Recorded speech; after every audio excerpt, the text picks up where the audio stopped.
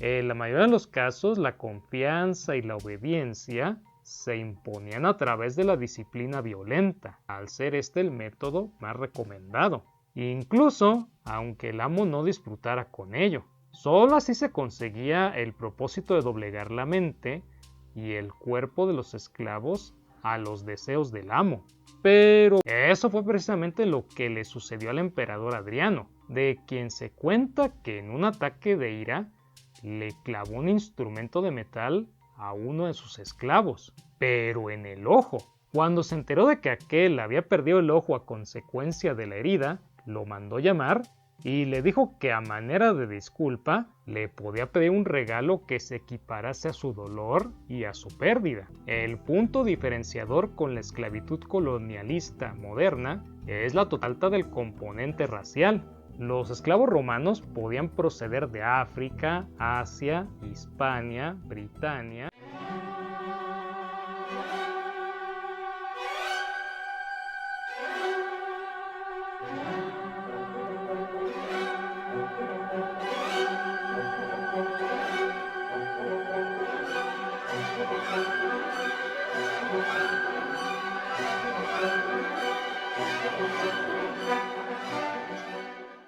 En la antigua Roma, el trato que recibían los esclavos a diario dependía del criterio de sus amos y de nada más. Si estos eran comprensivos y abiertos, podían llegar a establecer un fuerte vínculo de confianza entre un señor y su esclavo. No era raro que los esclavos domésticos se esforzaran por hacer un trabajo impecable para ganarse el favor de sus amos. Al final, era una buena forma de conseguir recompensas periódicas, jornadas de descanso o fiestas, como las Saturnalias, en las que algunos amos hacían regalos y sentaban a la mesa a sus esclavos domésticos e incluso les entregaban dinero con el que eventualmente pudieran comprar su libertad o la de sus seres queridos.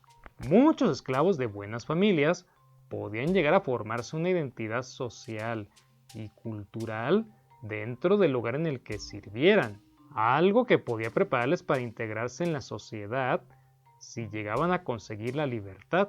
Es evidente que habría muchos esclavos que no soportaban su condición, pero otros tantos trataban de jugar el juego aceptando las reglas del sistema y realmente obedecían de manera fiel a sus amos con la esperanza futura de ser liberados para poder disfrutar de una vida mejor.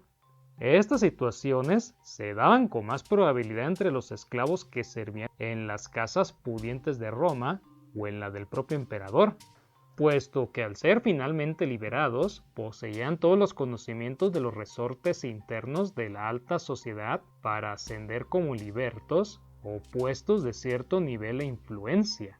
Aún así, aquello no era ni mucho menos lo habitual, sino un grupo de afortunados que se topaban con amos bondadosos y poderosos.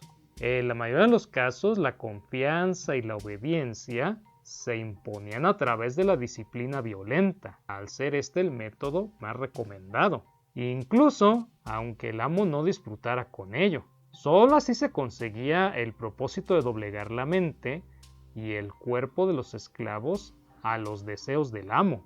Pero para ser efectivos, según el filósofo Galeno, los golpes del látigo debían ser ejecutados de forma calmada y ordenada, y no desde la ira, pues eso solo fomentaba las ansias de venganza entre los siervos. Sabemos que en la antigua Roma hubo algunas revueltas de esclavos como la de Espartaco, que fueron duramente reprimidas. Aún así, la masa esclava nunca llegó a contar con los medios ni la organización necesaria para llevar a cabo sublevaciones a gran escala, salvo meritorias excepciones como la antes mencionada. También podía ocurrir que un solo esclavo atacara de forma individual a su amo, una práctica que, si bien no debía ser frecuente, sí cuenta con muchos casos documentados. Incluso para quienes toleraban la violencia física, existían límites morales que no debían de traspasarse en la medida de lo posible, como golpearlos con los puños o patearlos.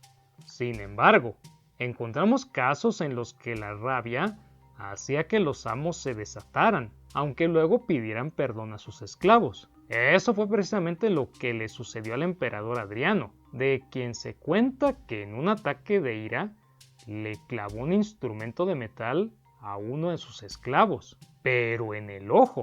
Cuando se enteró de que aquel había perdido el ojo a consecuencia de la herida, lo mandó llamar y le dijo que a manera de disculpa le podía pedir un regalo que se equiparase a su dolor y a su pérdida. Viendo que el esclavo no respondía, Adriano volvió a preguntarle una vez más.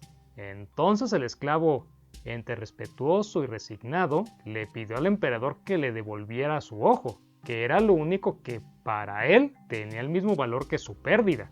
Como es de esperar, estas son solo algunas de las muchas formas de tratar a los esclavos en la antigua Roma. Otros autores, como Séneca, no compartían la idea de la violencia física contra los esclavos, considerándola como inapropiada en la mayoría de los casos y apelando al respeto mínimo de la condición humana de aquellos hombres y mujeres que sufrían la esclavitud día tras día. Al margen del trato que recibían los esclavos, la mayoría de ellos pertenecían a amos de la alta sociedad, puesto que la gente corriente rara vez se los podía permitir. Se ha estimado que solo una de cada 7 familias romanas contaban con esclavos domésticos, por lo que, a falta de estos, en muchos casos eran las mujeres y los niños los que se veían obligados a ejercer como tales ante el jefe de familia. Es lógico que la mayor parte de los romanos no pudieran permitirse ni siquiera un solo esclavo, porque había que darles vestido, sustento y un techo bajo el que vivir.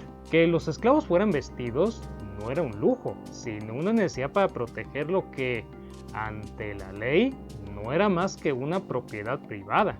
Los altos precios que se podían llegar a pagar por los buenos esclavos en las subastas públicas hacían que sus amos trataran a toda costa de mantenerlos en buenas condiciones, aunque tal vez esto solo aplicara en el caso de los mejores esclavos y sobre todo en el ámbito doméstico. La situación era muy diferente para los esclavos del campo o de las minas, tratados poco más que como herramientas con voz, explotados de forma inhumana. En este tipo de trabajos esto resultaba usual, puesto que convenía hacerlos trabajar mucho para que estuvieran tan cansados que abandonaran toda ambición más allá de comer y dormir. Para bien o para mal, la vida de esos esclavos era en particular demasiado corta, ya que fallecían por cansancio, accidentes, ejecuciones o directamente ellos se desvivían solitos. En el caso de las esclavas, especialmente aquellas que servían a sus amas en el hogar, tenían unas condiciones ligeramente más aceptables y se las solía liberar cuando todavía eran jóvenes, en muchos casos para que algún hombre de la familia se casara con ellas. A pesar de que los casos podían llegar a ser muy diversos dentro del concepto de esclavitud y que, como hemos visto, algunos esclavos podían llegar a disfrutar su trabajo, la mayoría no lo hacía. No debe extrañarnos, por lo tanto, que la autoeliminación les parecía una forma digna de acabar con su sufrimiento y liberarse. Es imposible analizar con detalle el porcentaje de los esclavos que se autoeliminaban, o que al menos lo intentaban, pero sabemos que debía de ser algo frecuente, puesto a que no era raro que en las subastas de esclavos se especificara si el sujeto en venta había tratado de eliminarse alguna vez. Aunque bueno, quizás antes de agarrar la salida falsa, la mayoría de los esclavos se plantearan mejor la posibilidad de huir. A pesar de que muchos lo llegaban a sopesar, no eran tantos los que lo llevaban a cabo, puesto que sabían que si los atrapaban, serían, como mínimo, severamente castigados y, en el peor de los casos, ejecutados. A los que tenían mayor riesgo de fuga, se les colocaba en el cuello un collar de hierro o bronce bien ceñido, del que colgaba una plaquita que solía identificar al dueño y prometía una suculenta recompensa para quien le devolviera a su esclavo si éste se fugaba. Esta era, sin duda, una efectiva forma de convertir a cualquier transeúnte en una especie de cazarrecompensas al acecho de esclavos fugados, a los que reconocerían por sus collares. Dentro del conjunto de la sociedad romana, los esclavos no debían suponer más del 10 o 15% de la población, encontrándose la mayoría concentrados en las grandes capitales de provincia o en la propia Roma. Aunque en cierto sentido la esclavitud era fundamental para un correcto desarrollo de la vida diaria de muchos romanos, el Estado nunca llegó a depender incondicionalmente de ella para sobrevivir. Es cierto que existían muchos esclavos públicos que se dedicaban a tareas de saneamiento o que trabajaban como mano de obra barata en las construcciones, pero también es verdad que en este último caso es posible que la denominación de esclavitud sea exagerada. Las grandes construcciones de la antigüedad no se realizaron con fuerza de esclavos, sino con obreros calificados que tenían habilidades y conocimientos de alto nivel que un esclavo recién llegado de otra parte del mundo no podría tener. Además, podría llegar a ser demasiado costoso desperdiciar los recursos necesarios para que aprendieran ciertas tareas. Sin embargo, junto con la fuerza de los animales de tiro, debían de ser ellos quienes soportaran las tareas más penosas del arrastre y de empuje de las grandes piedras que otorgaron a Roma su perfil majestuoso. A lo largo de la República, fue relativamente sencillo conseguir esclavos por la gran cantidad de prisioneros de guerra que Roma capturaba en las diversas contiendas por todo el Mediterráneo. En cambio, con la llegada del Imperio, las grandes guerras desaparecieron paulatinamente, por lo que se dio paso a otras formas de conseguirlos, entre ellas la captura mediante caravanas en África y Asia o por la descendencia de las uniones entre esclavos. Aunque legalmente no podían casarse entre ellos, existían abiertamente parejas de esclavos en uniones cotubernales cuyos hijos también eran propiedad del amo desde el momento en el que nacían. Había otras formas de caer en esclavitud, algunas incluso voluntarias, como era el caso de ciertos exlegionarios que renunciaban a sus derechos para probar suerte como gladiadores.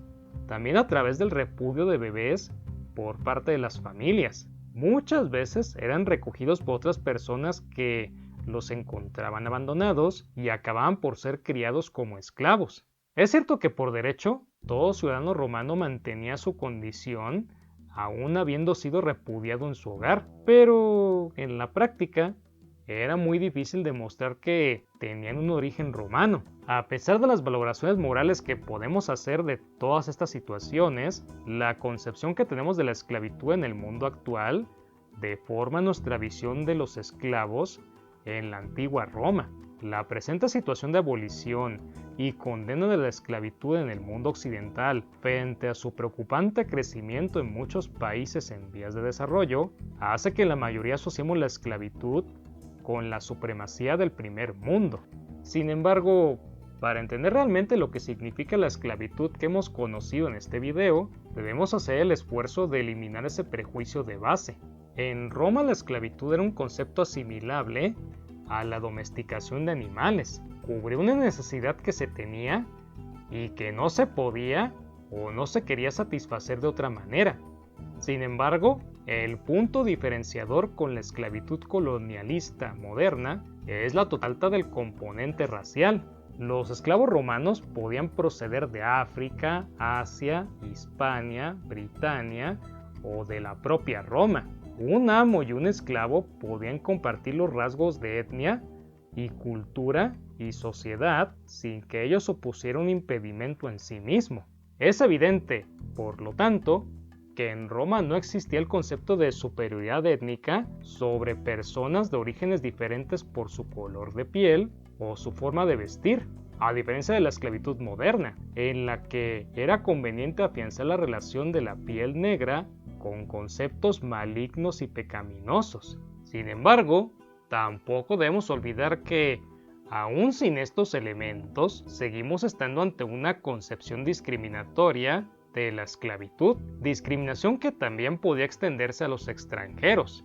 no necesariamente esclavos, que podían ser vistos como poco civilizados si venían de lugares en los que Roma no ejercía un control efectivo. De cualquier forma, centrándonos en el caso que nos ocupa, podemos concluir que no existe un desprecio inherente a la persona, sino un orden social que nadie se planteaba modificar.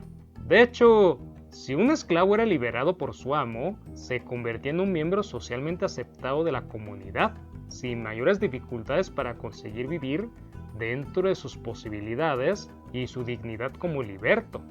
Este tipo de movilidad social es impensable si hablamos de la esclavitud colonialista. Obvio, no podemos ni mucho menos justificar este sistema, pero en el caso de los romanos, estos fueron mucho más sensatos que quienes lo sucedieron. Si te gusta mi trabajo, por favor, suscríbete, activa las notificaciones y comparte el video con tus amigos. Eso es algo que me ayudaría bastante. Mi nombre es Ajay López y te deseo un día histórico.